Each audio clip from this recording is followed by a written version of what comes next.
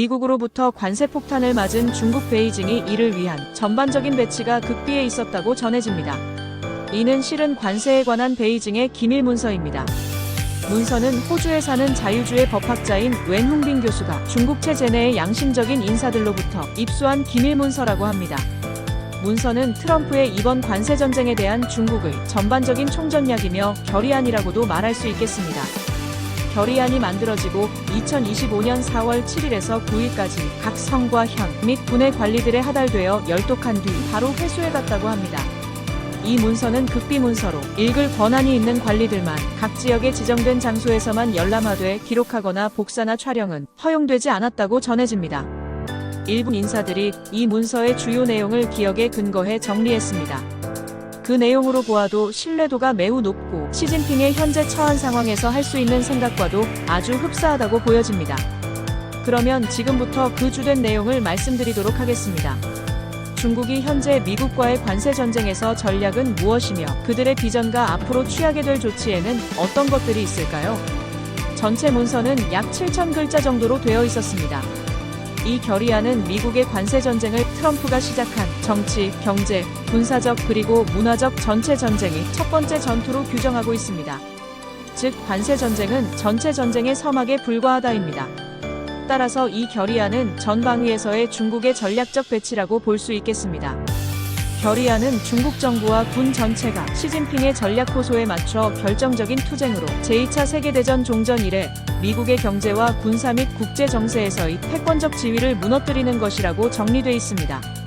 이 결의안으로 우리는 현재 시진핑이 여전히 집권 중임도 확인할 수 있겠습니다. 시진핑의 리더십 하에 미국의 국제적인 지배적 지위를 붕괴시킨다는 것입니다. 중국은 우선 관세전에 대해서 중국의 통일전선 공작부와 외교부가 함께 대응하는 접근 방식을 취해야 한다고 적었습니다. 중국은 트럼프의 관세전에 불만을 품고 있는 국가들과 이를테면 독일, 프랑스, 영국 등 EU를 주도하는 세계 국가들과 캐나다입니다. 그리고 아태 지역의 경우는 시진핑이 일본, 한국, 호주를 콕 짚어 말하였습니다. 중국은 이와 같은 선진국들과 주변 인도와 베트남 등 국가들을 끌어들여 강력한 소위 국제경제의 통일전선을 형성하고 트럼프와 싸우는 것입니다. 큰 배너는 세계무역기구를 핵심으로 세계화된 경제 질서를 단호히 유지하자입니다. 트럼프가 관세전쟁을 끝까지 고집하는 자기 고립의 이 적절한 시점을 이용하여 중국이 형성하는 국제경제통일전선의 세계화 과정에서 미국을 몰아내고 미국의 경제 패권 시대를 단번에 종식시키겠다입니다. 다시 말하면 시진핑의 인류 운명 공동체는 미국을 제외한 인류의 공동 미래를 위한 공동체로 여기에 모든 국가를 전부 끌어들인다입니다. 제가 보기에 중국이 외교와 통일전선을 활용하는 것은 불가피한 행동이 될 것이지만 베트남과 인도 등 소위 스테블하지 않는 국가들은 중국의 카드를 따르지 않을 것이라고 생각됩니다. 그 외 다른 선진국들은 체제와 문화적으로 실은 미국과 더 가깝습니다. 때문에 시진핑의 소위 국제경제통일전선은 달성이 거의 불가능하다고 볼 수 있겠습니다. 시진핑은 이 가이드라인을 실현하기 위한 두 개의 국제금융안을 특별히 입안하였습니다. 그 첫 번째는 다음과 같습니다. 당과 정부의 관리들과 국유기업 임원들이 해외에 20만 달러 이상의 예금이 있다면 미국 경제와 대분열이 시작되는 즉시 미국에 있는 예금을 중국에 이체하거나 다른 나라로 옮겨야 한다. 불복하는 사람은 누구든지 반역죄로 기소될 것이고 반역죄는 엄중히 처벌한다. 그 두 번째 국제금융행동법안은 중국 정부가 미국 경제와의 대분열을 결정하게 되면 가능한 가장 짧은 시간 안에 미국 국가 부채 1조 달러와 미국 기업의 모든 주식과 채권 2조 달러가량을 전부 매각하여야 한다. 누가 이런 결정을 내렸는지 정말 바보 같습니다.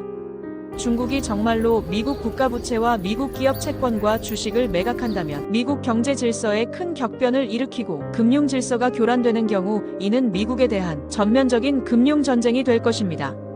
이는 중국과 미국이 모든 것을 완전히 단절하는 것을 의미합니다. 이 달러는 미국 정부의 신용에 의해 뒷받침되는 주권 통화입니다. 따라서 모든 달러 거래가 한 은행에서 다른 은행으로 이체할 때 설사 미국을 경고하지 않는다 해도 그것이 미국 달러 이체라면 전부 미국의 달러 결제센터로 돌아옵니다.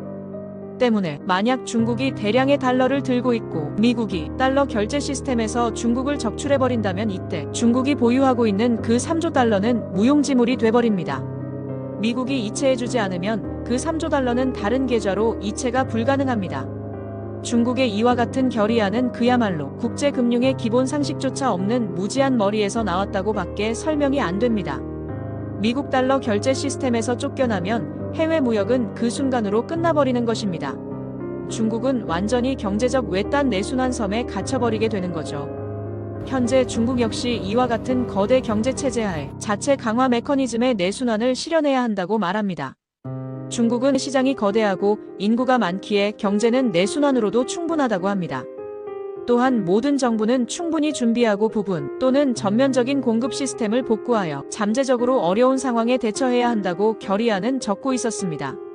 이는 중국 10년대란 당시의 쿠폰 공급 시대로 회귀하여 배급 쿠폰, 1000 쿠폰 등 쿠폰을 들고 가 물건을 구입하게 될 수도 있다입니다. 또한 이와 같은 공급제를 트럼프의 경제전쟁을 물리치는 살인카드라고 부릅니다. 이것은 무식한 시진핑의 머리에서만 나올 수 있는 경제면에서의 결의입니다. 다음 시간에 계속하여 중국의 결의안의 정치 영역과 기타 영역에 대해 말씀드리겠습니다.